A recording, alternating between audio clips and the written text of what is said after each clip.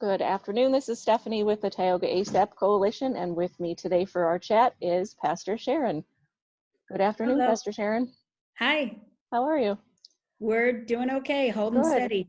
Good. I wanted to give you a chance real quick to give a shout out to the amazing and beautiful church that you represent. Yeah, so I'm the pastor of Valley United Presbyterian Church in Waverly. If you've driven by in the past few years, you've noticed that we've been under construction, but that is finally complete, and we are minus the COVID shutdown.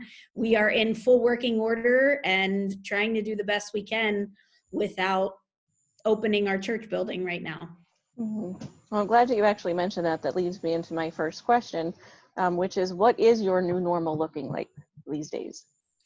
Well, we shut down in the middle of March, like most businesses in this area did.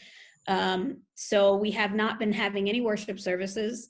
We've not been holding any social events or anything like that.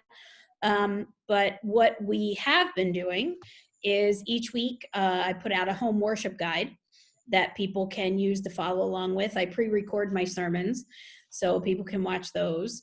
And we've been doing a weekly food giveaway since this started, which has doubled in size in the 7 weeks since we started. So things have been getting a little crazier, and we're trying with limited people and resources because we want to respect social distancing and keep everybody as safe as possible. We've been trying with limited people and resources to keep the church at work, even during this pandemic. Right, that's amazing. I'm glad that you're finding ways to still keep going, even without the in-person. That'll happen again soon, hopefully. Yes, hopefully. So how are you personally taking care of yourself? What are some things that are helping you to deal with the difference right now? I'm turning off the news. I'm disconnecting from Facebook instead of endlessly scrolling through social media. I'm not doing that nearly as much.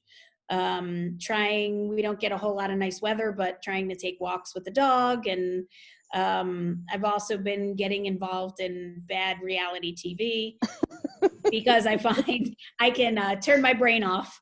And it's nice at the end of the day, even when it's been a long day, to just turn it off and not have to think about things. So that's been helping a lot. Great examples. I love it. So I'm sure you've seen a lot of good happening and inspiring things, but is there one thing that you can think that sticks out about what you've seen in our community this last month-ish? Specifically area churches. There's a lot. In the beginning, some of us were kind of slow to get off the ground because we thought this was going to be over in 2 weeks. But once we figured out that this was going to last for a while, the way churches and businesses have partnered together, we're working with the county and the Department of Health and Casa Trinity, of course, and just all kinds of organizations to try and do what we can, because I think about halfway through this, we figured we're stronger if we pull resources and partner together. And so it's been a blessing to see that even people who were slow to get moving in the beginning, which is understandable, that we're all sort of claiming our own little piece right now.